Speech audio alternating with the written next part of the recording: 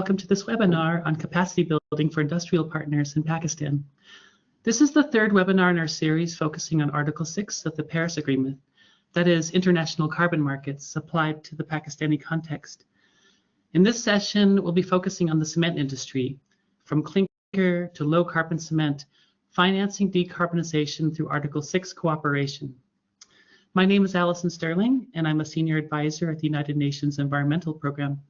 I'm based in Copenhagen at the Copenhagen Climate Center. I'm part of the SPARK program that's supporting preparedness for Article 6 cooperation, which is an effort to help host countries navigate Article 6 and develop national strategies for participating in global carbon markets.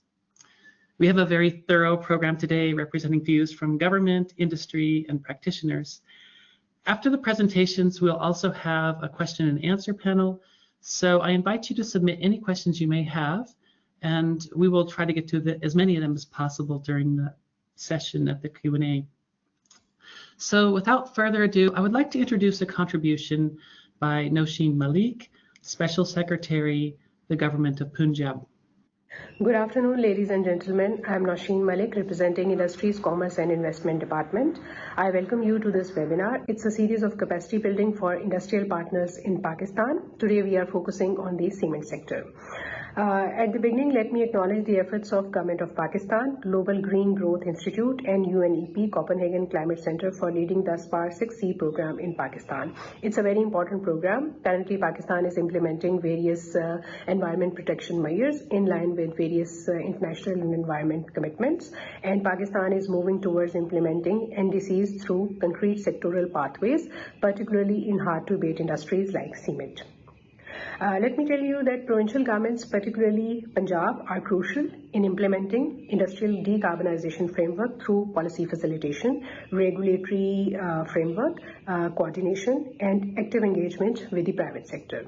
Over the past few years, the role of Industries, Commerce and Investment Department has been significantly changed. We are not only promoting and encouraging industrial growth and development in the province, but we are also actively engaging with the Chamber of Commerce and Industry, business community, and private sector, so that we can implement the Government of Punjab active commitments for implementing the low carbon industrial growth, along with maintaining attractiveness for the investors as well as competitiveness in the international markets. We are also encouraging industry to shift towards environmental friendly practices, thus reducing the emissions and adopting various technologies. We are facilitating and encouraging them. Cement is one of the vital industry and has a significant contribution in the GDP of the country. It's also contributing towards the exports of the Pakistan, and it's not only central for the infrastructure as well as for the housing sector, but also a major contributor towards the industrial emissions. So cement sector is also damaging environment as well as it has some impact on the public health. But the shift towards environment-friendly technology and its adoption by the cement sector is not an easy task. It requires active collaboration. It requires efforts from the both sides, government sector as well as private partners, as well as the cement industry. So this transition towards the low carbon cement production is not only an environmental imperative, but it is also an economic modernization strategy essential to attract foreign direct investment and climate aligned financial standards. This adoption towards the environmental friendly technology requires both efforts from the government side as well as from the cement industry. From the government side, it's like policy and governance support, and from the private sector, it's their willingness and technical and financial support as well as capacity building so that they can adopt various technologies. Article 6 of the Paris Agreement presents an innovative financing mechanisms for the industrial transformation, linking emission reduction to the international carbon markets. So Punjab province is taking the lead. We are in the phase of developing as well as piloting various projects Article 6 ready projects. They are in pipeline, particularly in the cement sector as well as in the other industrial sector. SPAR 6C initiative offers a platform for the capacity building, technical assistance, and policy alignment that can help to unlock the new climate financing mechanisms and private sector participation.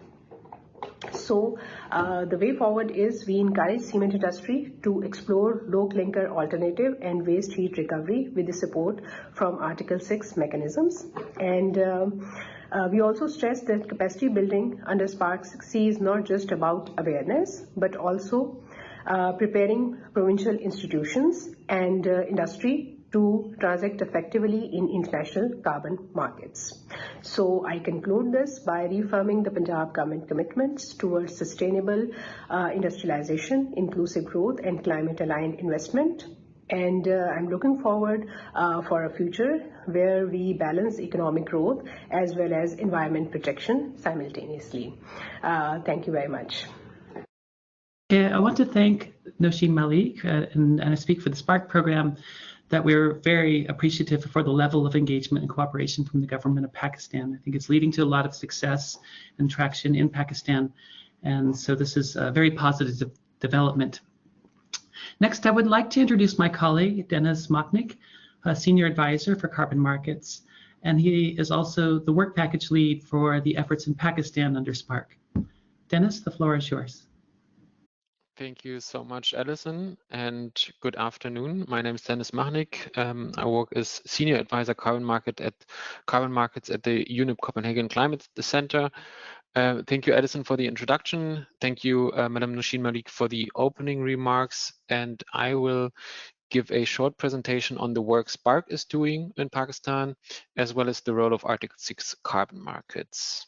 There we go. So SPARK is a project that we are implementing under the leadership of the Global Green Growth Institute, GGGI.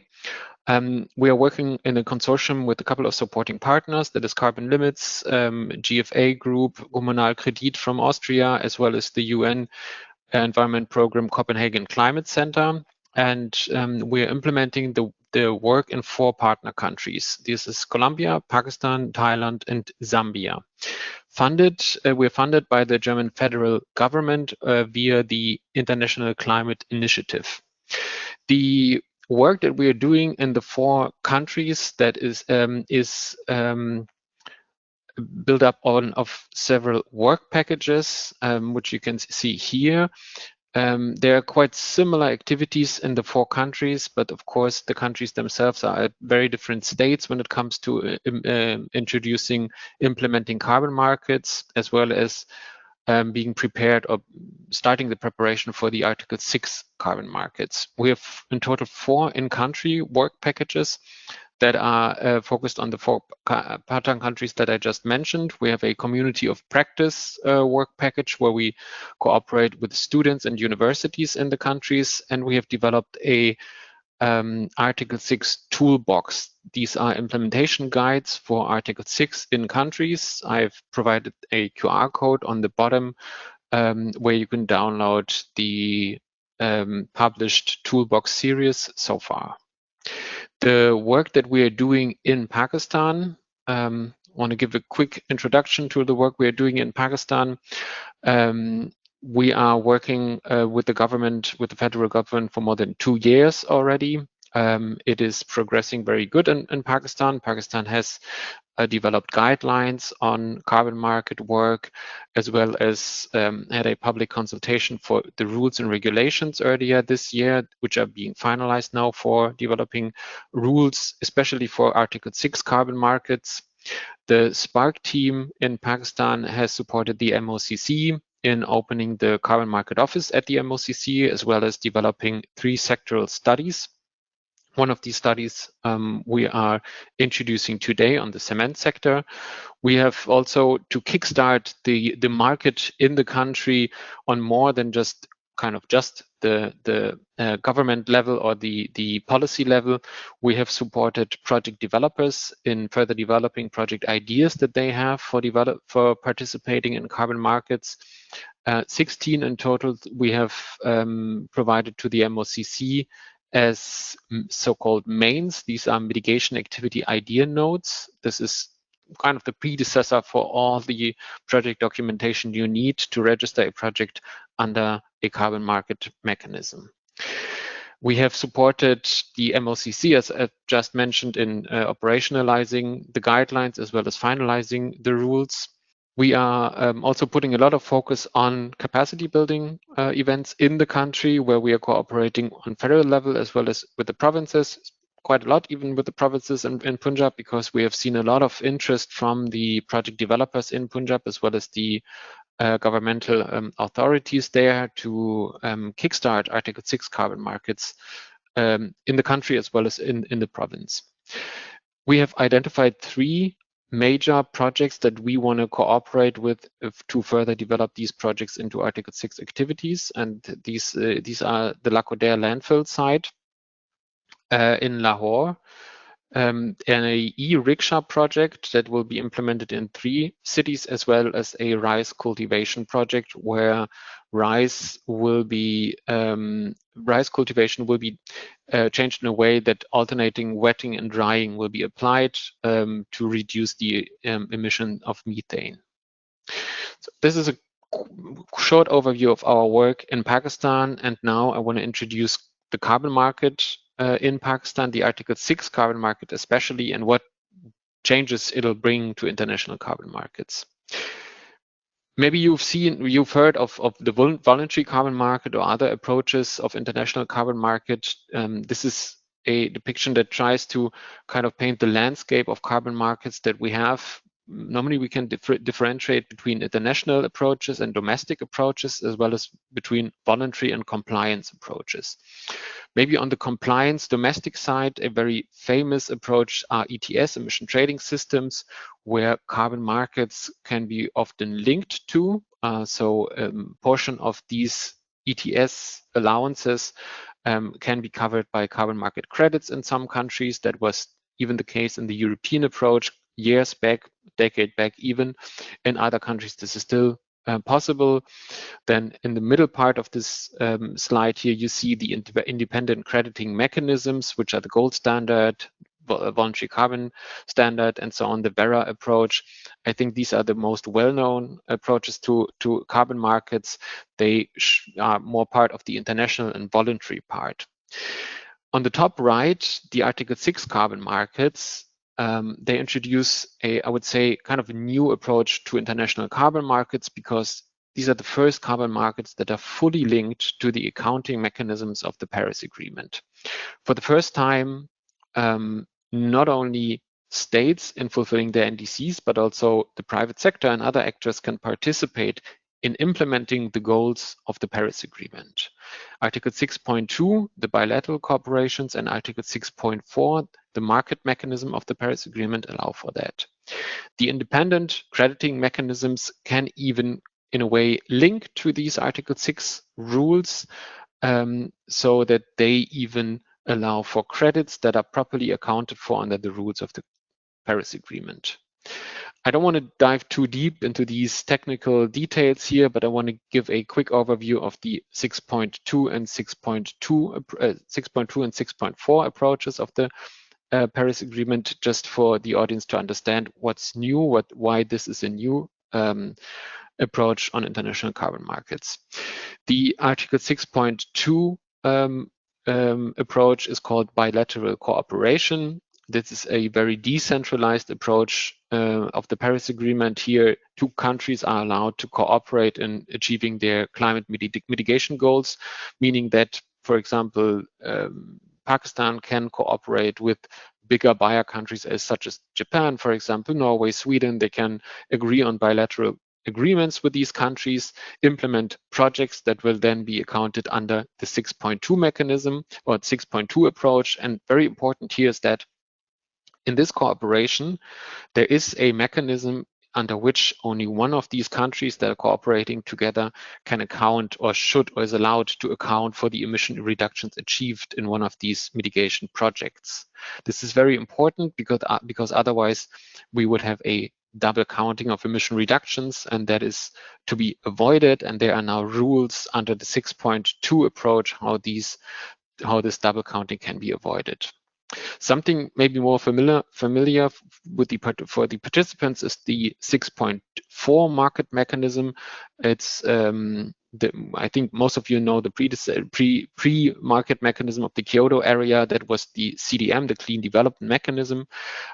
Here we have a very centralized approach under the leadership or kind of governed by the UNFCCC, by the Secretariat in Bonn, who will implement the rules, who will implement methodologies for these projects, as well as a registry. Here, no countries need to directly cooperate for these projects to be implemented, but project developers can register their project under a UN mechanism and trade credits achieved or issued in these projects internationally.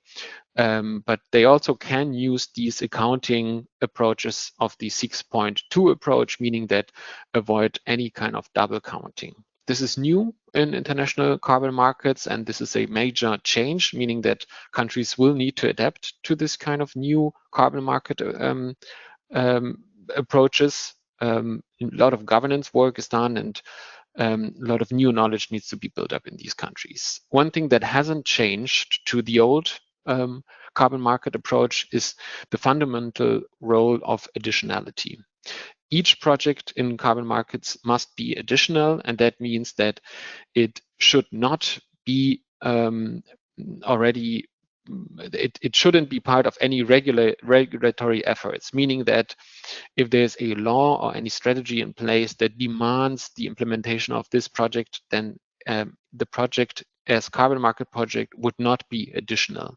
The same goes for financial and investment additionality, meaning that if the project pays for itself and if finance is secured and return on invest is high, then the project is not additional and cannot be implemented under a carbon market, as is for other analysis, such as the barrier analysis or the common practice analysis, where you prove that there is a barrier in place for your project to be implemented without carbon market support, or that it is not common practice yet in the country or in the region to have an argument for it to produce or generate credits under a carbon market approach, and so generate more investment in the project. We identified 3 sectors for Pakistan where these carbon market approaches we think could play a major role, and that is the waste sector, the cement sector, and the transport sector. We have published our study on the waste sector a couple of weeks ago. You have the QR code on the very bottom there to download it. The cement sector is introduced today, will be downloadable very soon, and we'll follow up with the transport sector study probably in December 2025, and I'm happy to see you again for the next webinar then. In case you have any questions on the project, please reach out to me or my colleague Maham, who's in charge of especially communications, and reach out. And then, yeah, thank you everyone for your time, and let's dive deeper into the cement sector study. Okay, thank you very much, Denis. And I just want to say it's a pleasure working with you on Spark. Our next speaker is Dr. Jonas Hagen, who's a sustainability consultant for HEAT, who's going to present an overview of Pakistan's cement sector and Spark's sector report. So, Dr. Hagen, the floor is all yours. So, hi, I work with HEAT. We're a consultancy based in Germany, and we're partners of GFA, the consulting firm. And I've been to Pakistan a few times, 3 times actually, and they've been wonderful trips each time. So I'm very happy to join you for the next 10 minutes to give my presentation. Just so you know, I'm from New York, so it's early in the morning for me. So hello from New York to Copenhagen, Pakistan. Just going to give you a brief overview of the cement sector report.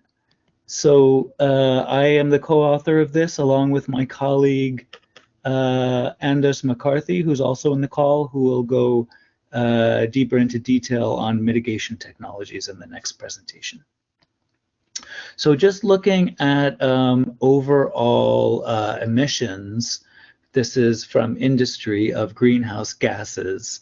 Cement is a huge source of emissions. Some people say that if it were counted as a country, it would be the third largest emitter behind China and the US. So that is really a lot of CO2 emissions. Now, the bulk of the emissions from cement production comes from this gray shaded area in the middle of the screen. So these are emissions that come from when you take limestone, which is the main ingredient to cement, and you break it up, and there are CO2 emissions associated with that, quite a lot of them. And then the other CO2 emissions come from burning coal to heat the furnace, because you need really high temperatures there. I'm just going over the basics here because I'm not sure who is in the audience. You know, if it's all cement people, this is going to be old information, but if it's a larger, broader audience, then it's important to mention these things. And now moving on to Pakistan, like I said, this is a very broad overview. We've got 16 active companies and 24 plants, and these are essentially in two clusters, one being generally around the Islamabad area in the north, and then another cluster in the south around Karachi. And then it's important to mention that this is generally a very advanced industry in Pakistan. We've got large, very well-structured firms with impressive capacity to implement projects. They're using the best available technology with state-of-the-art equipment. A lot of this equipment comes from Denmark, from Germany and Finland. And so this is, a lot of these plants are quite new. So for example, you have plants from 2008 and newer. And in the cement world, that's very new. You have nearly universal implementation of waste heat recovery, which is a technology by which you can recover the heat that's produced by your production. So that's very impressive. And then you've got very impressive development of renewable energy as well, with companies like Bestway, DG Khan, Lucky Cement, and Fauji Cement leading the way. I believe we'll see a presentation from the CEO of Bestway, so that'll be very interesting. And they have recently implemented a 70 megawatt solar energy plant, so that's very interesting and very impressive. These are the CO2 emissions in Pakistan from cement. As you can see, most of the emissions are from these the process emissions. That's what you get when you break up the limestone to make the cement. And the second largest group of emissions comes from burning the coal. It's interesting to note that about 50% of the coal used in Pakistan is for cement production, and the bulk of that coal, or I think nearly all the coal, is imported. So the more we can do to reduce that coal use, the better off we will be to reduce emissions from cement in Pakistan and around the world, I should add. This briefly shows CO2 emissions from cement production. There's no big mystery here. This essentially tracks the economy. So the better off the economy is doing, the more cement is produced, the more cement is used in construction, basically. And then when you've got an economic recession, then the cement consumption goes down, and it's basically 0.9 tons of GHG emissions versus 1 ton of cement. That's generally the rule of thumb. This is to show that on the left here we have per capita emissions. Per capita consumption of cement. So the amount of cement produced per capita. This is from 2001. It was at 71, and then in 2021, 20 years later, it was at 233. So that's more than a threefold increase, which is quite impressive. You know, a lot more cement being produced in Pakistan. But on the other hand, we've had this other number over here to the right. That is 550 tons of cement per capita. That's the global worldwide average. So we see that there's a lot of room for increased production of cement in Pakistan. And that's not counting exports, which I believe Pakistan has striking potential to produce low carbon cement, which can then be exported to markets such as the European markets, where more stringent carbon requirements are coming into place under CBAM, the Carbon Border Adjustment Mechanism. So just to talk about some opportunities here, these Pakistani cement companies that I mentioned could engage in projects to measure their baseline emissions, and then to create projects to reduce those emissions and generate what we call in Article 6 ITMOs, or internationally transferable mitigation outcomes, essentially, to use the language of the Kyoto Protocol and the CDM. Those are carbon credits. Next, I want to say that the cement industry in Pakistan has done a great job previously under the CDM with projects. For example, there were 7 waste heat recovery projects registered under the CDM and 3 alternative fuel projects.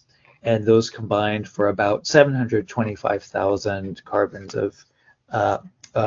metric tons of GHG mitigations. And then this can help you scale up investments into lower carbon technologies, and also something that Pakistan's cement industry is very good at is technology transfer. So for example, getting the latest technology, mitigation technology from abroad, whether it's from Denmark or Germany, and then implementing it in Pakistan. The Article 6 could help finance those kinds of projects. And then just briefly to sum up, these are some possible mitigation technologies.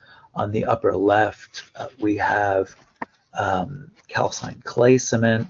I'm not going to talk too much about that because I know my colleague and co-author Anders is going to go into detail on that. And then if we go over to the right, if you see that tower there, this is in a plant in Norway called Brevik. And this is a carbon capture and storage project. It's actually pretty neat. So what they do is they capture the carbon that's emitted from the emissions, and they capture it with that large tower, and then they compress it, and then they drive it, they ship it out to sea, and they inject it underneath the sea. And that is an impressive project that promises to capture about 400,000 tons of CO2 a year, or about 50% of the plant's emissions. However, it's also extremely pricey. It costs about 420 million euros, and over 10 years, it should cost about 2.5 billion euros, and it's funded by the Norwegian government. So there are at least 6 similar projects in development by the same firm, by Heidelberg Cement. and it's a very promising technology, but at the moment, just to recapitulate, it is extremely expensive. And then over on the left, on the bottom, I just wanted to show you that is a pilot technology for an electric kiln. This is at the pilot stage, and there are some important players looking to implement this and piloting this. For example, next door in India, there's a project with Colebrook. So this is happening. And then again, these technologies creep up on us faster sometimes than we expect. So maybe in a few years, we'll see electric kilns at production scale. So this is coming, and we should be prepared for it.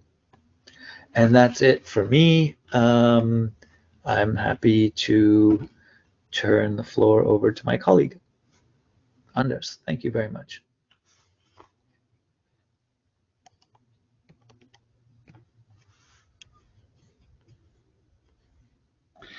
Thank you very much,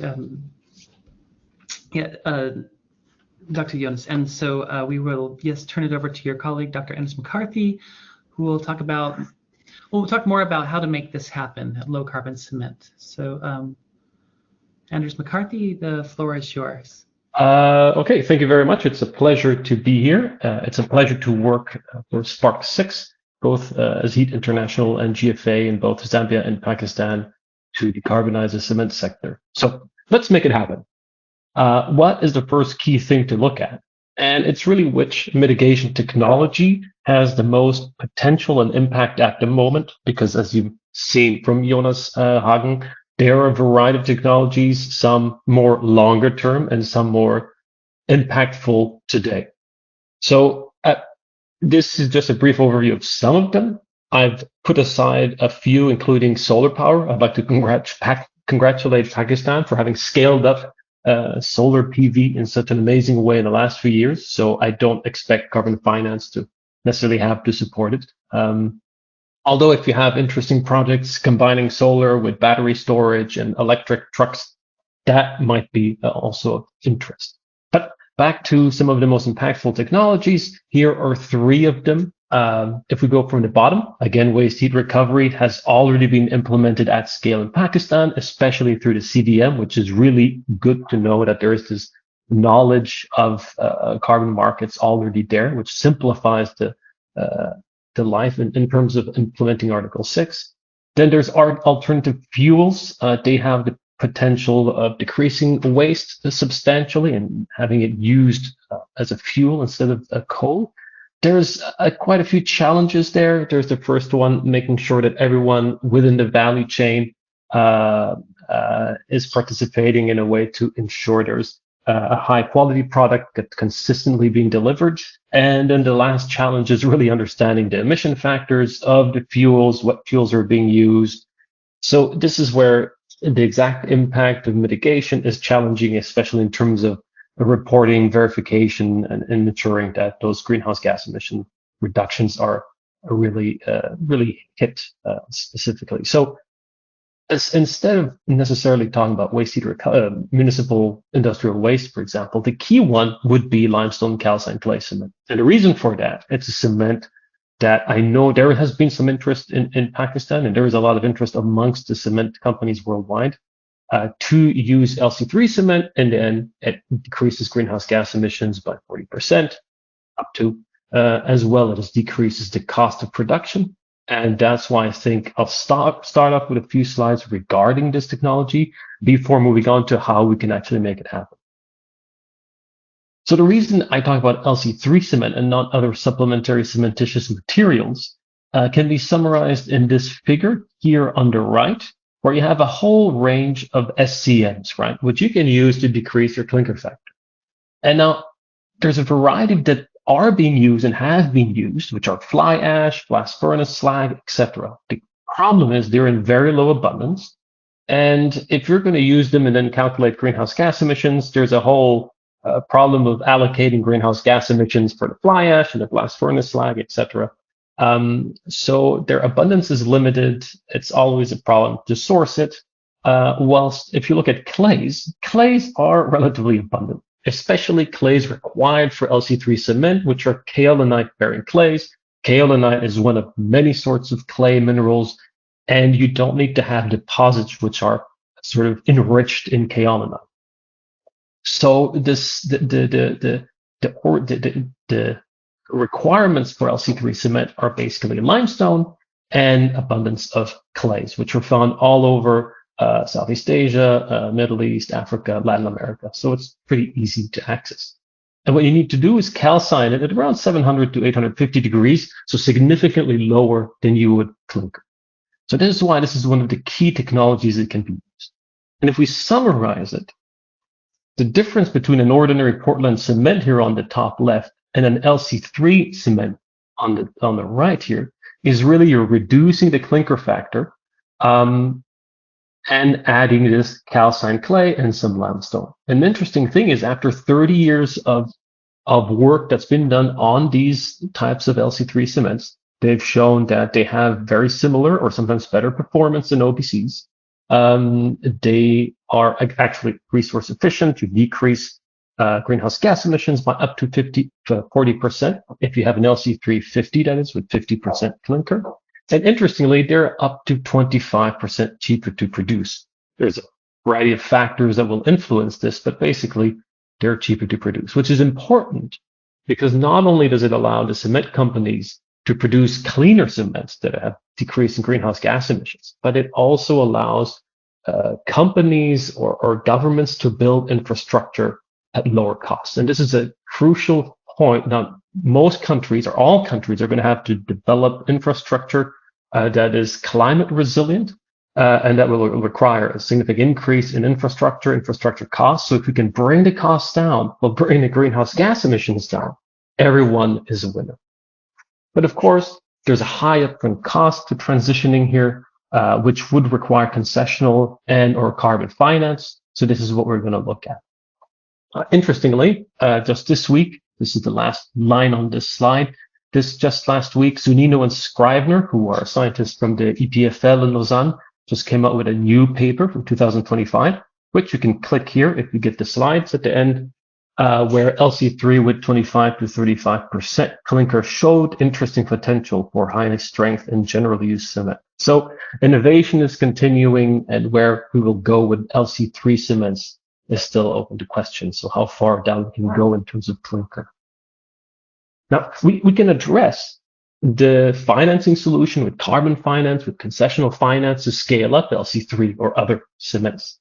But one of the other side, and this is really the enabling environment. We want to make sure that on the other side, we can work with governments, with ministries to change regulations or standards to ensure that if the cement sector scales up these cements, that they will be purchased, right? That there will be a demand for them. This is key. And by working together, we can really maximize the chances of attracting financing through carbon finance here. So for example, modifying standards for cement and concrete to allow for LC3 cement, which here we have the PS5586, which is already a very nice first step in Pakistan, which allows for LC3 cements. We have BERU 2, green building codes, basically ensuring that building codes do not prevent the use of low carbon cements or LC3 cements. Sometimes they are very restrictive and require OPC above any other kind of cement, but also a green public procurement reform.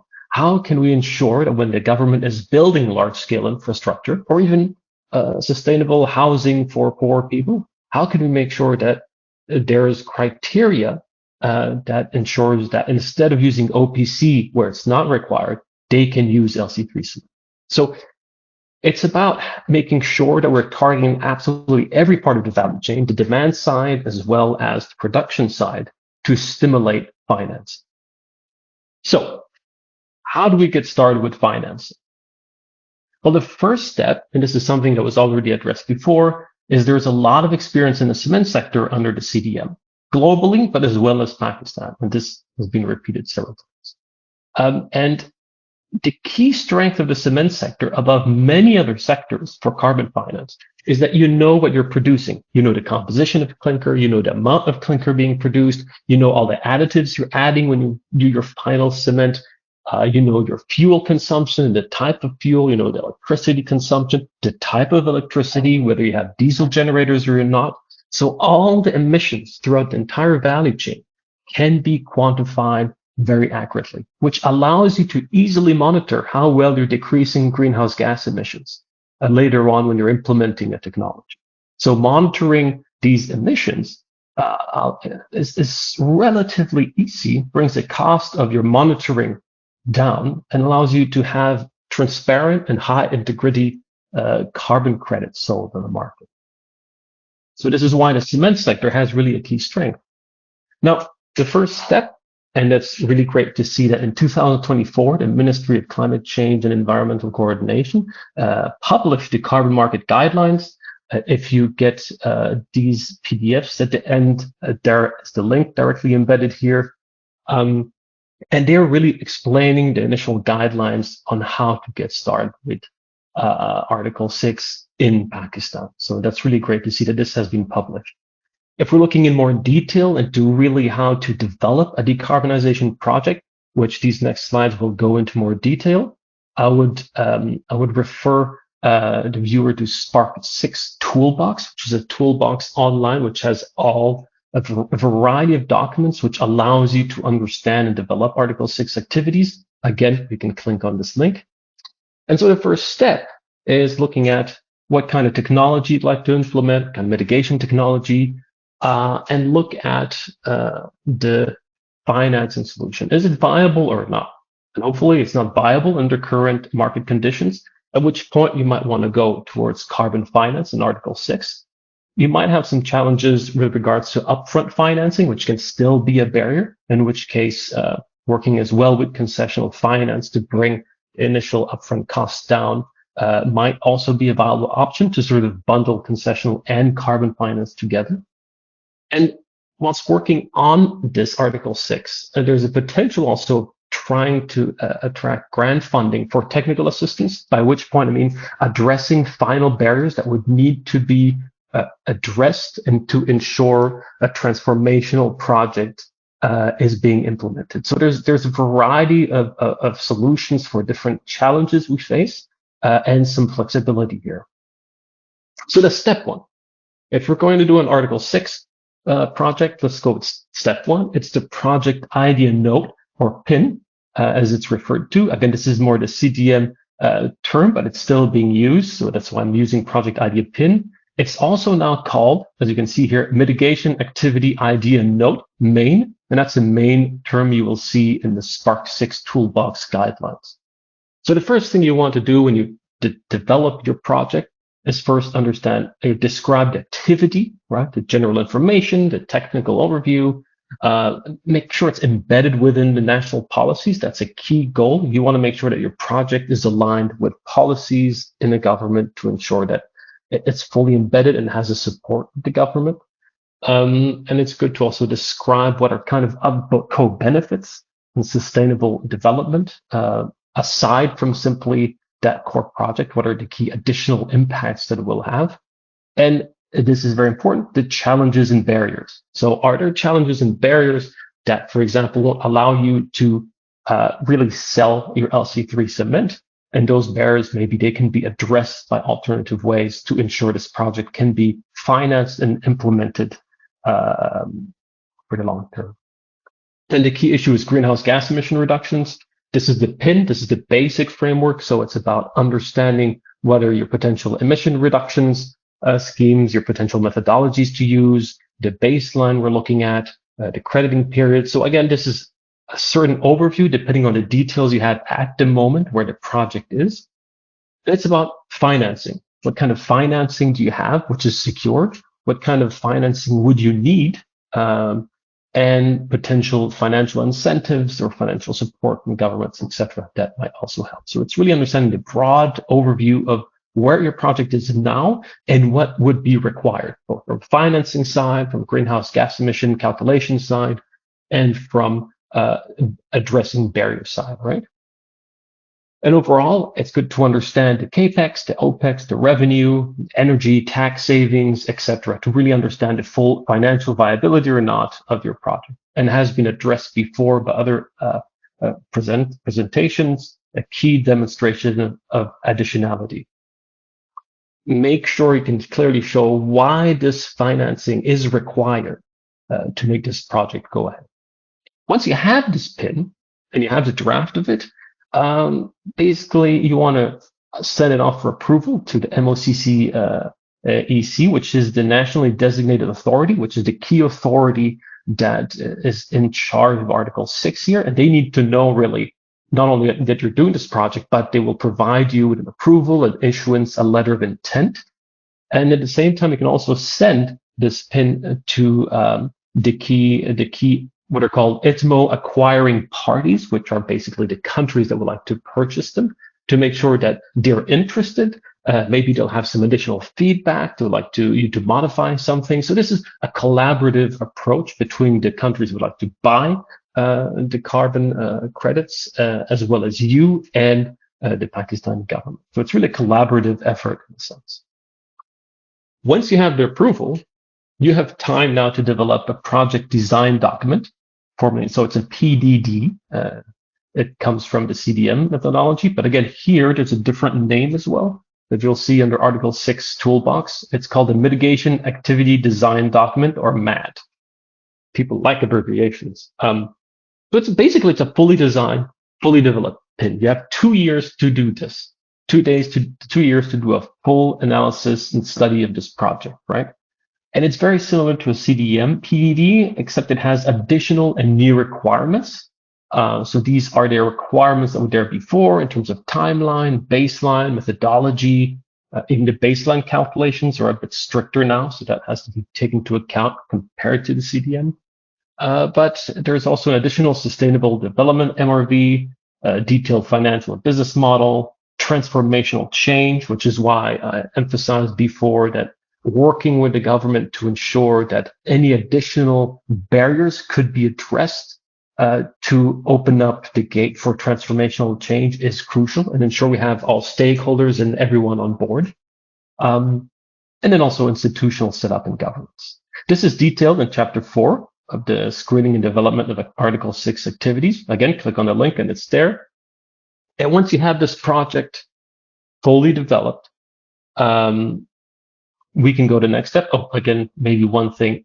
It is possible that ITMO buying entities, donor countries who are interested in this project and whom we've been working with already at the first phase could provide upfront financing for the development of full PDD, because it's time consuming, it's costly for 2 years, depending on the amount of data you need. So that's quite a challenge, and you can find some upfront financing for this. Step 3 and 4, once you're successful in your PDD, congratulations. It now needs to be validated. It needs to be validated by qualified independent third-party auditors called designated operational entities, the DOA. This step can be costly, depends on the type of project, size of projects, etc. But it's really going to assess the validity, assumptions, calculations, and sustainable development co-benefits. So any shortcuts that were done before or any assumptions that were too ambitious, they will be caught at some point. So the best thing to do is be clear, transparent, and conservative in your estimations of any mitigation potential, because at one point, the auditor is going to catch you. And once the PDD is validated, the project can be approved, and then you can implement it. And one of the challenges here that are usually found when it comes to validation is usually there's been a lack of clarity in terms of engagement with all stakeholders. How many stakeholders have been engaged? How many times have been engaged? Do they fully understand the project? Are they really willing to address XYZ issue to strengthen the project over the implementation period?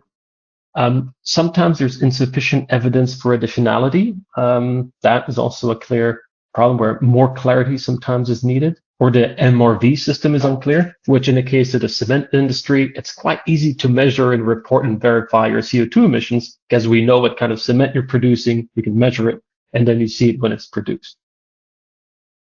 In step 4. Step 4 you're implementing the project, and this is where you need your MRV, right? Ensure transparency, high integrity of your greenhouse gas emission reduction, and then this can lead to these internationally transferred mitigation outcomes, ITMOs, or basically carbon credits. And this is covered in more detail, chapter 5 and 8 of the Spark 6 Toolbox chapter.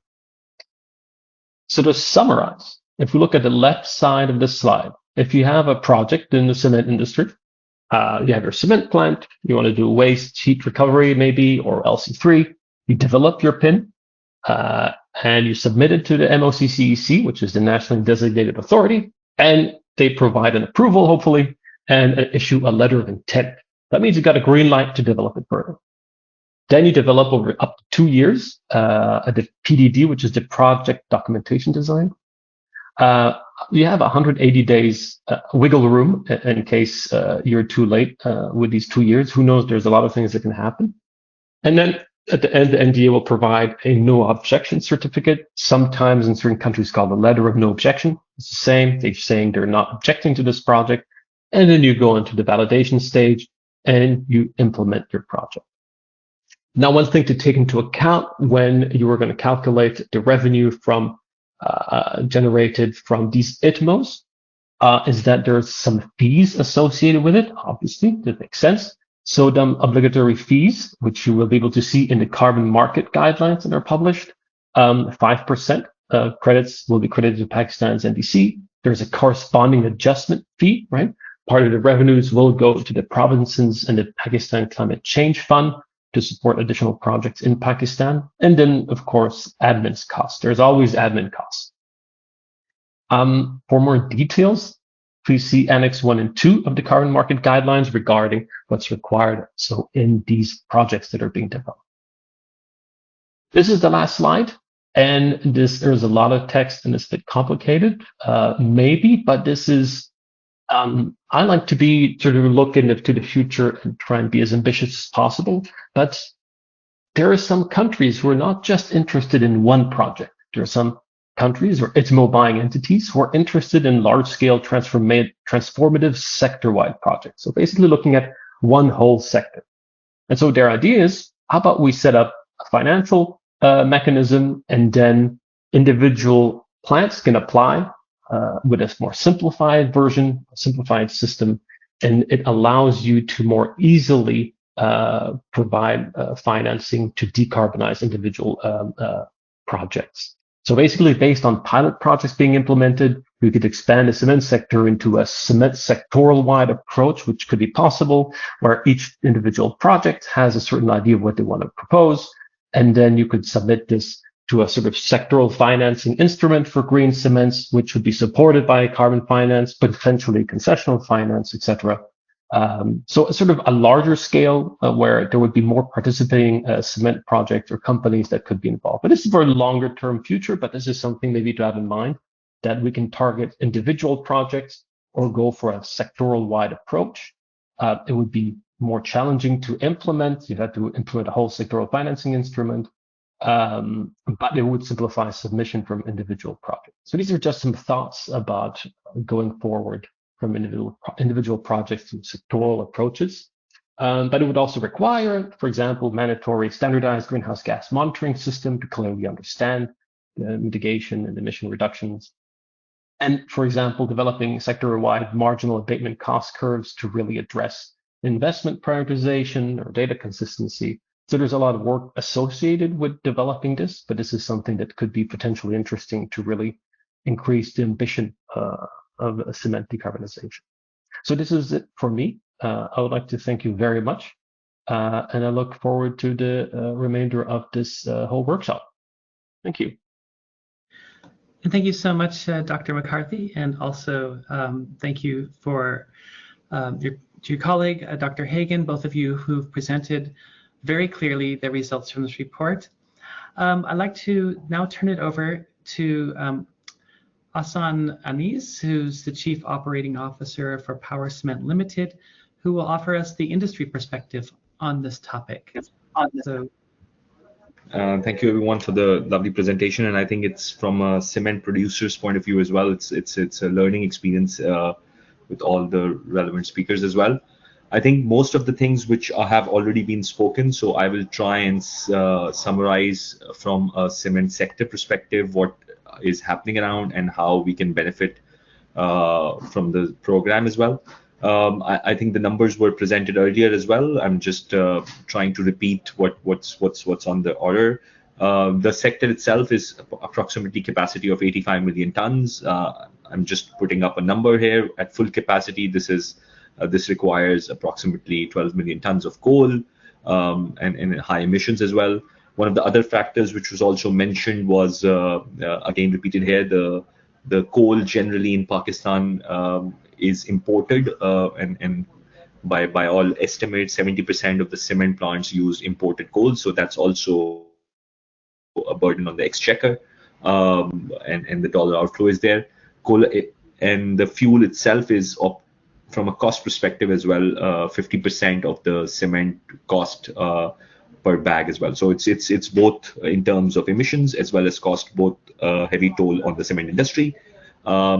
Already mentioned in one of the earlier presentation as well, we are still, from a per capita perspective, one of the lowest in the world as well. So you do see this consumption of cement growing in the country, with the average of global being around 550, and the Pakistan number being almost less than half as well. So this sector will continue to grow from both the demand perspective locally as well as opportunities in export. I think, again, just to repeat this, why a lot of initiatives within the cement industries have been on this front as well is because the fuel and the power, which is coal and the electricity, is approximately 65% of the cost. And that cost itself is both uncertain in terms of the dollar devaluation as well as the rates constantly fluctuating for that commodity.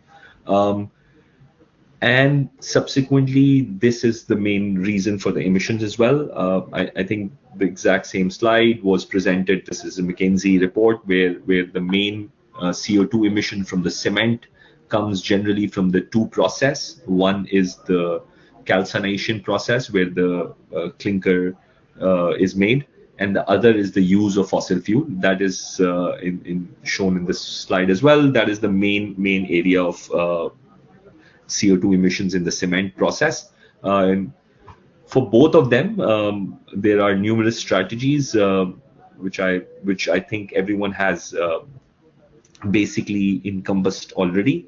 But I think, though broadly speaking, the pathways for CO2 reduction in the cement industry has been in these 5 different areas.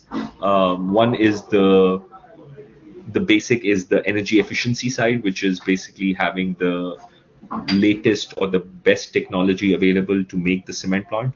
For that purposes, I think Pakistan has been lucky in the sense that in terms of technology and in terms of plants, most of the plants are fairly new and most of the plants are very highly energy efficient as well.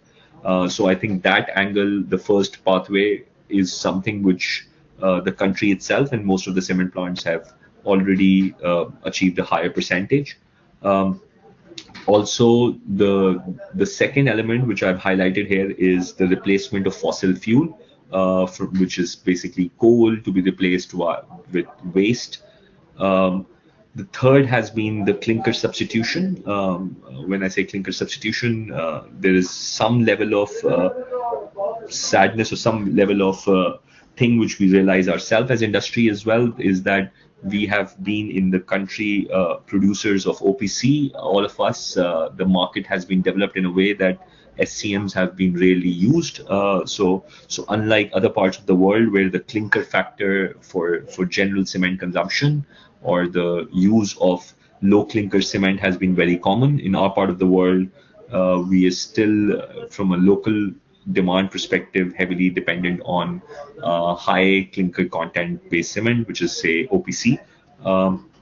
The fourth is obviously a lot of discussions have already been made for that, is the newer cement types, which includes, for example, the LC3 or calcined clay cement, and as well as other forms of cement which are coming up every day. Obviously, these technologies are not there for a very long period of time. So there is development every year on that front. I have also put up a reason for their deterrence in the market as well. So for a different kind of cement, it's not just the production or the technology issue, but also the issue on the customer side of customer awareness as well. And I think a lot of speakers spoke about collaboration around this area. So there has to be not just quality standards or green building codes, but public procurement, for example, needs to include these kind of cement as something which would be more attractive for players to produce it as well. So effectively, this requires a lot of collaboration approach. The last, obviously, is something which the European markets or highly developed markets have started to do, is the carbon capture side as well. The cost of application for that is super high. So it's an expensive solution, and effectively, if you have to ask from a cement production perspective, cement producer perspective, it is in a way that you are unable to do anything at all, and then eventually you capture the carbon and store it somewhere. So effectively, from my own perspective as well, it's the first four are something which people should do before, and when eventually everything runs out and you have exhausted all the available options, then the carbon capture angle comes in. I'll try and I think this is very, very commonly known fact as well, but this fuel substitution from coal to other fuels is not something we are recreating in Pakistan as well, but something which has been very, very common globally.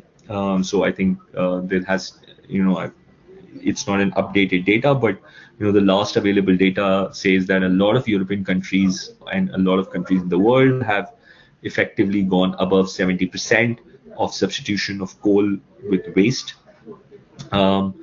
And sadly, but the Pakistan cement industry has struggled with it for a while. We still are, there's no number at this point in time, but apart from a few cement companies, generally most of them are 100% dependent on coal.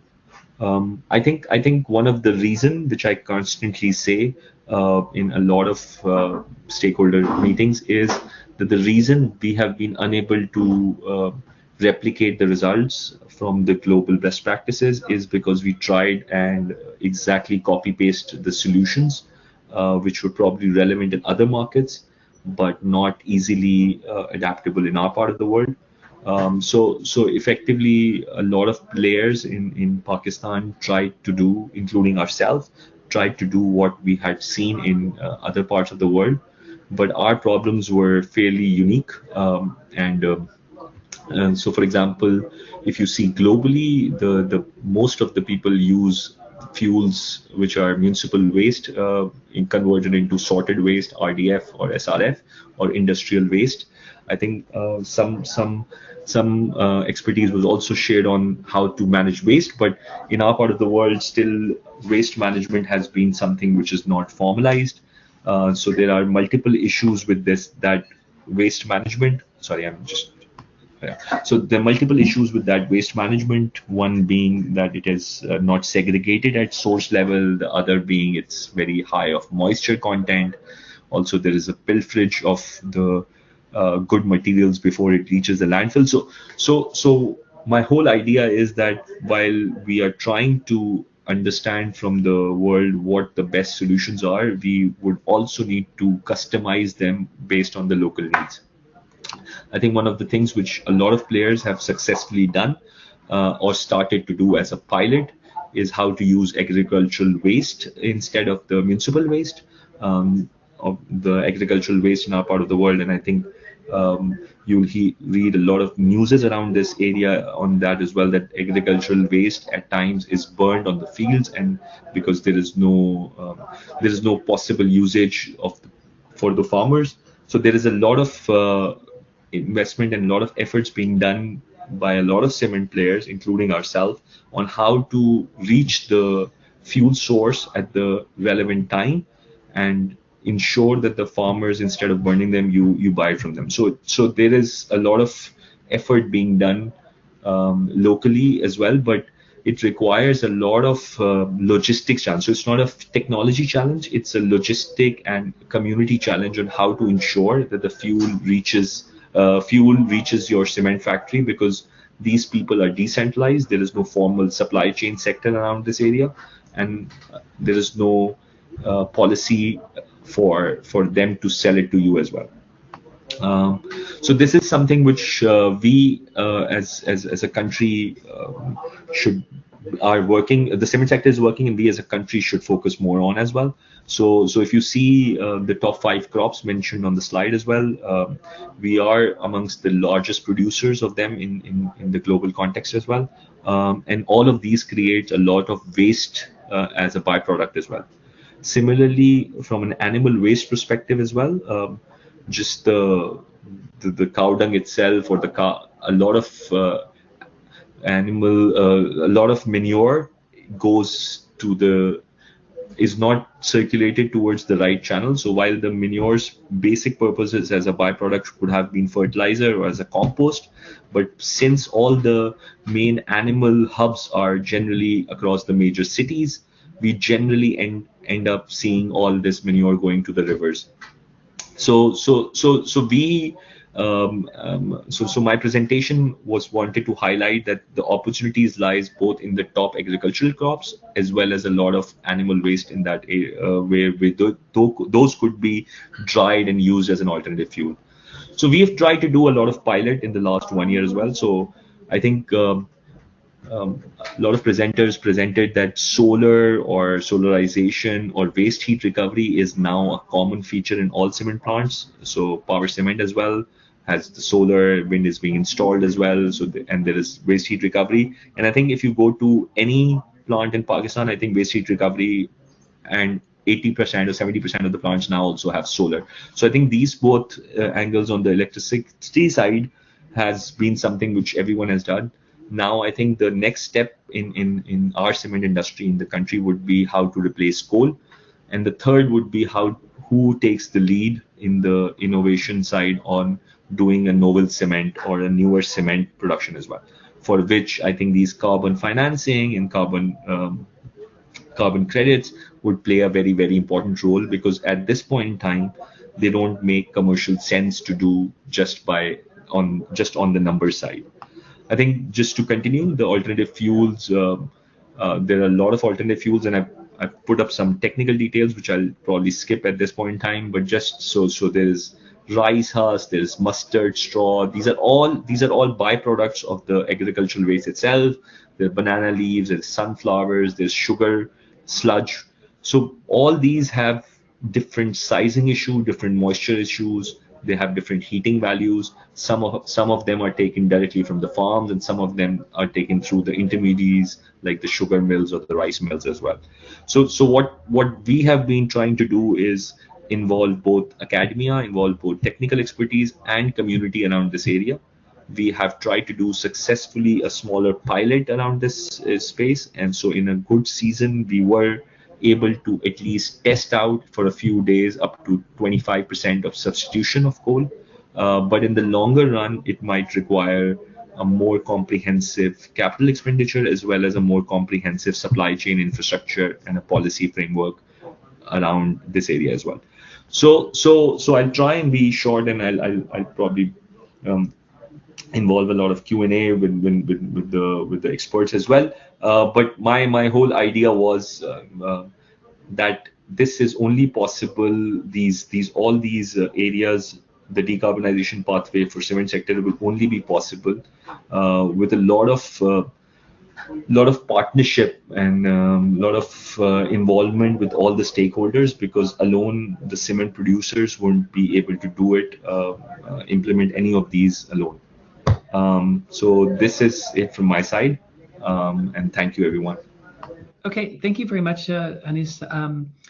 Mr. Anis. I think now we're going to move to our question and answer session. So I would like to invite all of our panelists to please turn on their cameras. Okay, so we've had some questions submitted to our chat, and of course the chat is still open. We have a lot of questions. We can't guarantee we get to everybody's question, but let's just jump right in. I think the first question goes to Denis, and the participant writes, what kind of private partnership is required for alternative fuels and landfill gas recovery? The main obstacle is material offtake of waste. Any collaboration for an SPV, and I assume here they mean an SPV as a special purpose vehicle, an alternative fundraising structure that allows multiple investors to pool their capital and make a single investment. Denis, do you have any insights into this? Yeah, I can share like the current state of our project and our thinking of like finding funding for this landfill site. So it's very early stage for us because we are at the moment starting the preparation of a feasibility study to look for the potential of emission reductions from this landfill site, as well as its potential to as a carbon market activity. This started like a month ago, more or less. We have a pre-feasibility study, so we know more or less what the methane emissions are from the landfill site. But this comprehensive feasibility study will give us an idea of the mitigation potential as well as the technology that we want to apply, meaning that we can't really say what the costs are, what kind of funding we need. Special purpose vehicle, of course, we'll investigate if this is an option. The Lacoudère landfill is managed by the by LWMC, Lacoudère Municipality Waste Management Company.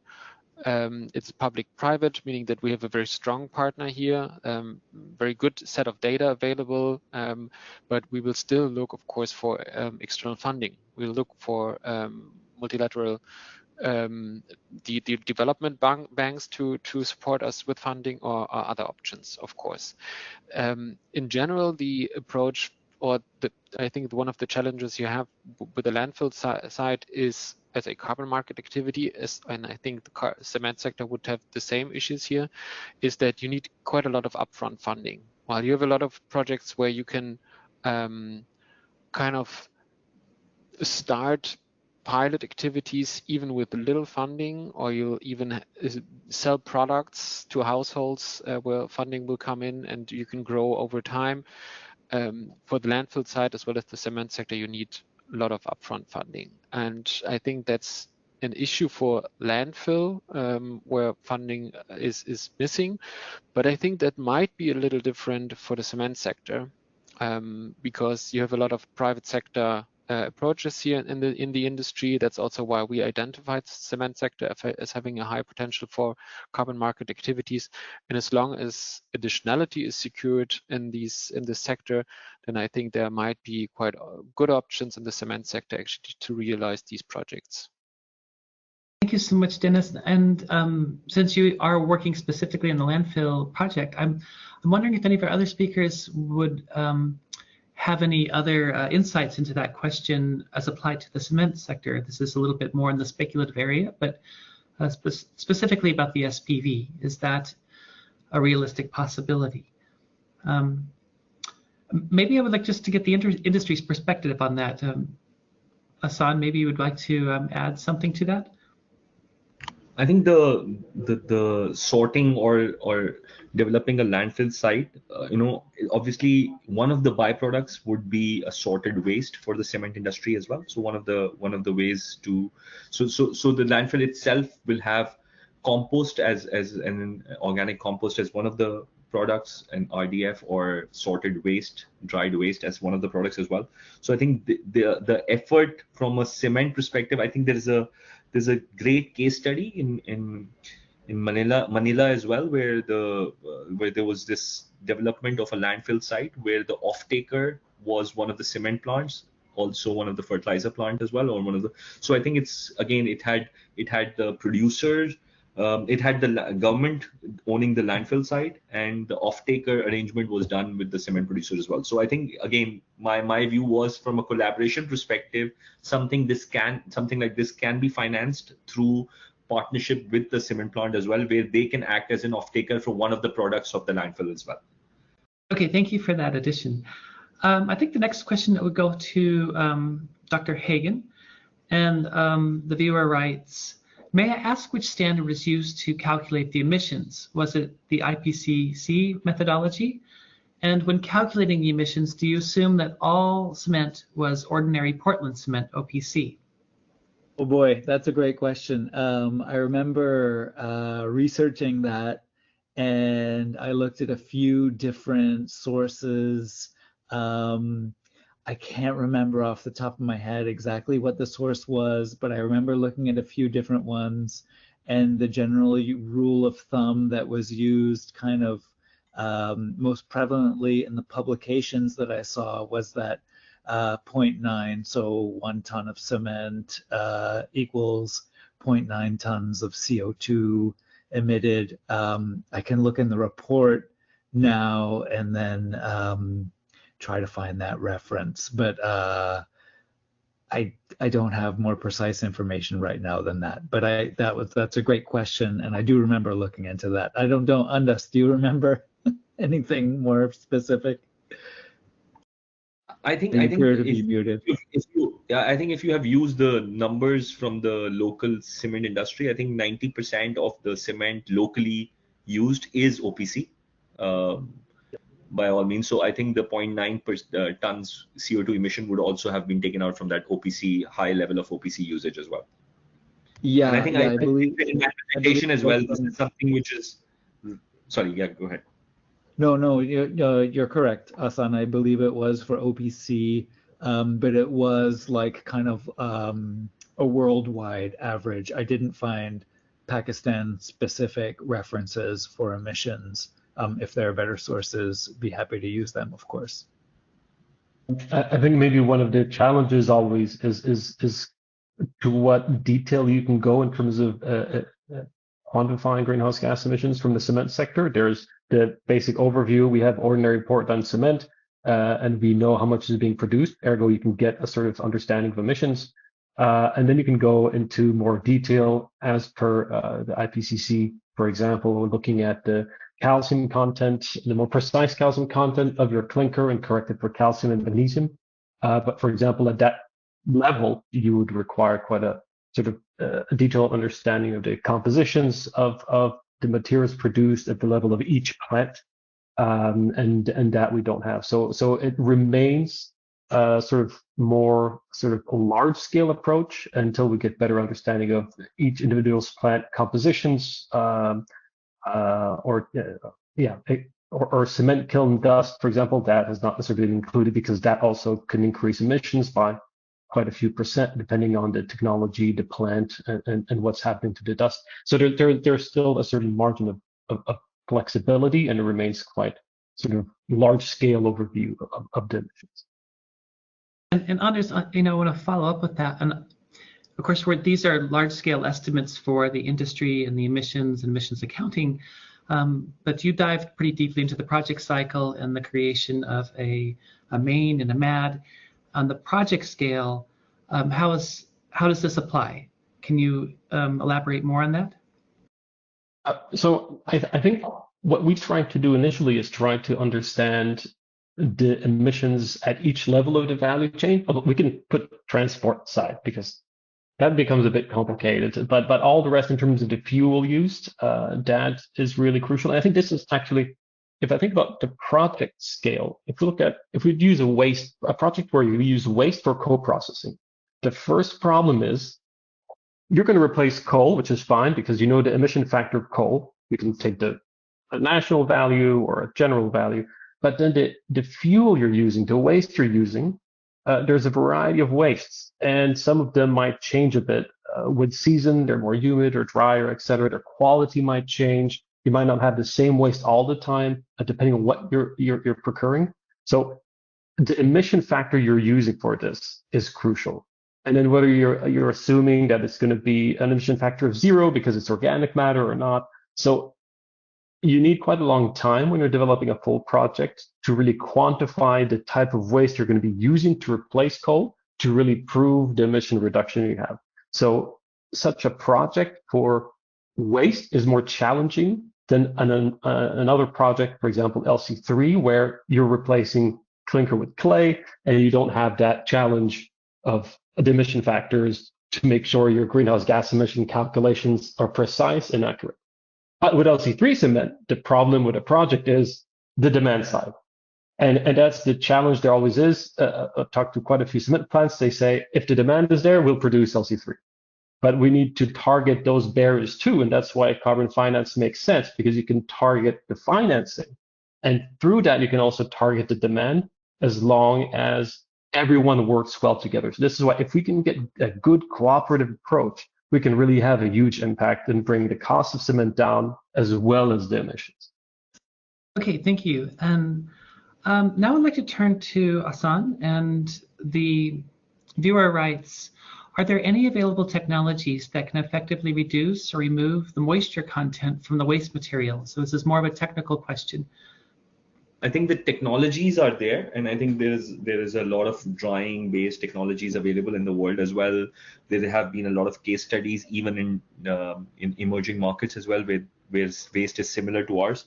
The problem again is so unlike Europe or unlike countries where you are paid as a gate fee to use the waste, so the economics work in the opposite way. We as a country would not be able to, and I'm not asking the government to as well. It's virtually impossible in the fiscal space to subsidize or to pay to use the waste. So effectively, it will again become a cost base. So the technological solutions available to dry the waste again only work financially viable when the waste itself is a negative cost, or waste itself get paid as a gate fee as well. So I think it's not about the technology not being there. That's my bottom line on that front. I also think that it's the opposite way of it's the wrong way of solving the issue. So while the waste should have been segregated at the household level, or the waste should be segregated before it reaches the landfill, we are now investing into a drying technology, or investing electricity or whatever fuel for drying, to then sort that waste after it has reached the landfill. So it's like not solving the issue when it began, but solving it subsequently as well. So I think that would not be easy to make economic sense in our part of the world. So I think both ends should work.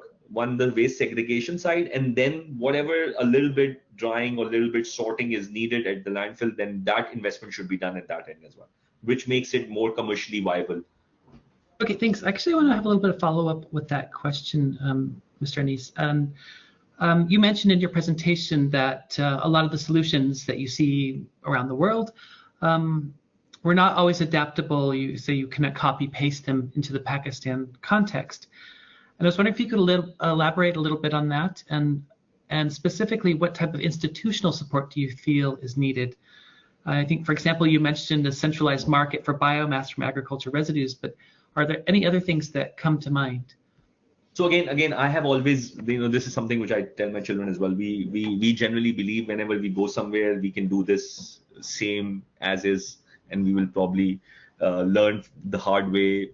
I think a lot of us have tried this waste issue and have failed tremendously as well. So a lot of cement players, it's not that. So again, cement industry itself, I can at least give them the credit that they were innovative enough, or they had the appetite to experiment a lot in history as well. And from a technology perspective, I think a lot of presenters mentioned that solar, wind, whatever is easy to do or whatever can be done, they have tried to do it. So from this decarbonization pathway, I think what has failed is that the waste segregation part, a lot of us have experimented with it and have not been able to run through with it for a long period of time. So it's not that the effort was not there. I think and the other bit is that which we tried to copy paste, it was the use of used tires. So I think again, from a local context perspective, used tires is something which you will find a lot of global cement players using it, but in our part of the world, this tire has some other usages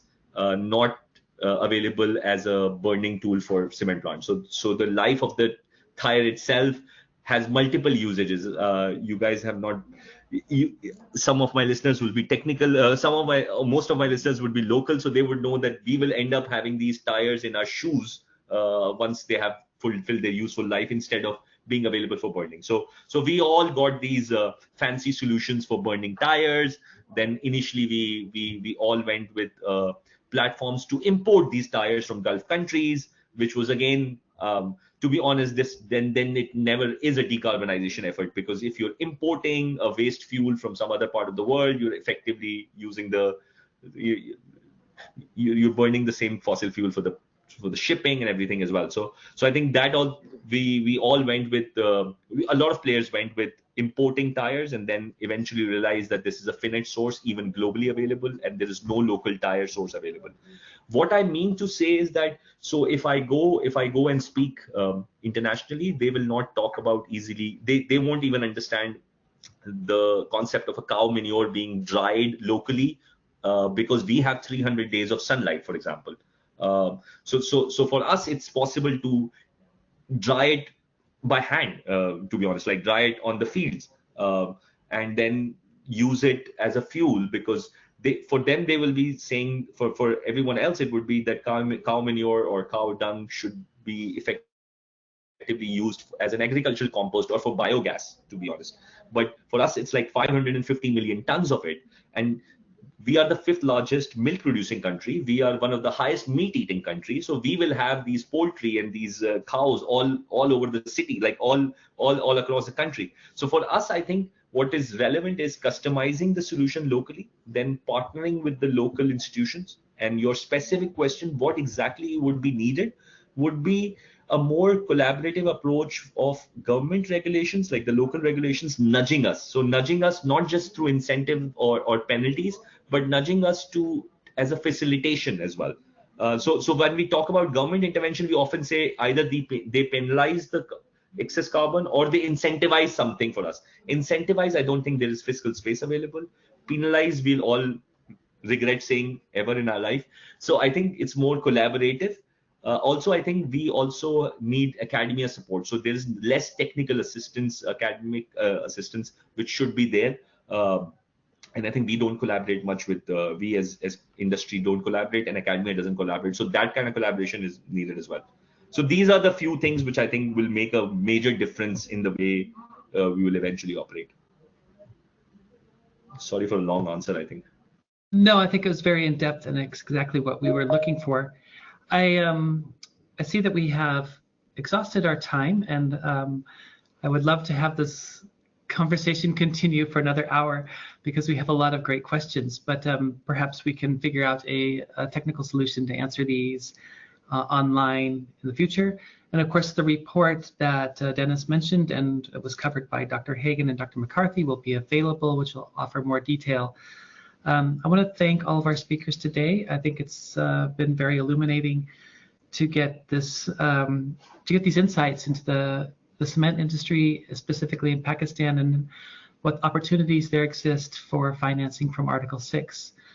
So I also want to thank all of our participants and those who submitted questions, and everyone for today. I think this has been a very successful session. So thank you very much. And we stay tuned, because we will have in the coming months another seminar in the series focusing on the transport sector in Pakistan.